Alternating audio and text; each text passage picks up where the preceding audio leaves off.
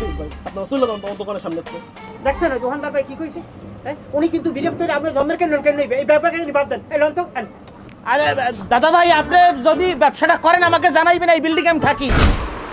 Guys, এই দেখেন শহরের মানুষে সাধারণত বাসা বাড়িতে বসে এরকমই ব্যায়াম করে থাকে। এটাকে আমি ডাম্বেল বানাইছি। শহরে তো আর কোলা নাই যে চাইলেই ফুটবল ক্রিকেট খেলবে, এই জন্য শহরের মানুষজন এভাবে ব্যায়াম করে থাকে। দাঁড়ান, আপনাদেরকে আমি আরেকটা চমক দেখাইতে আসি।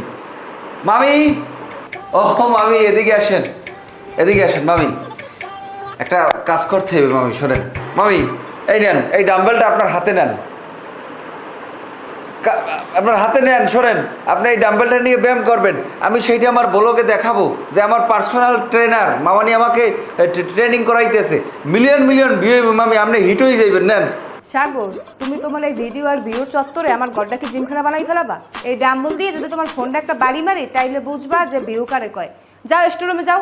আরে বৌমা, তুমি আমার নাতিটার লাগে ফাও রাগারাই করো কা? গ্রামে বলা না, হ্যাঁ? গ্রামে বইয়ে ভিডিও বানায়, আর শখ লইছে, আর বাপের যখন টাইম নেই তো মোবাইল কিনছে, কিনে একটু ভিডিও বানায়, একটু বানাই দাও। যাই হোক, আমার কথা বাদ দাও। কালকে রাইতে কিন্তু আমার মাকে ঘুম ভালো হয় নাই, খাওয়া দাওয়ায় মনে হয় ট্রাবল হয়েছে, এই জন্য ঘুম ভালো হয় না। এখন আজকে দুপুরে রাঁধছো, দুপুরে যাই রাঁধো না রাঁধো, একটু খাসির কালাবো না আমার দিও অল্প একটু, আর একটু পোলা বললে ভালোই হবে, খাইলেই আরামসে একটা ঘুম দেবো। চাচা, দুপুরে পোলাও মাংস? আপনার কি মনে হয় আমি কি রান্নাঘরের বদলে রেস্টুরেন্ট চালাই? রেজাল্ট তো বইলে গেল আমার ডাল আর ভাত রান্না করতে।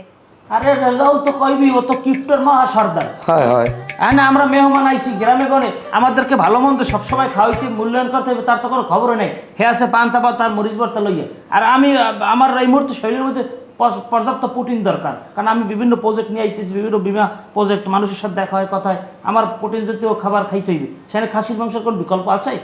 আসলাম ভাই, আপনারা যেদিন আসছেন বলছেন 2 দিন থাইকা চলে যাবেন, আজকে তো 3 দিন পার হইতেছে।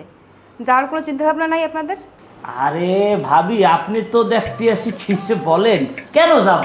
এখানে কি যাওয়ার জন্য আসছি নাকি? ঢাকা শহর জাদু শহর, এখানে মানুষ আসলে যাইতে পারে। তাছাড়া আমাদের এখানে আত্মীয় স্বজন, আপনাদের বাসায় থাকবো, এটা নিয়ে সমস্যা নেই। তাছাড়া আমার একটা পরিকল্পনা আছে, প্ল্যান আছে না।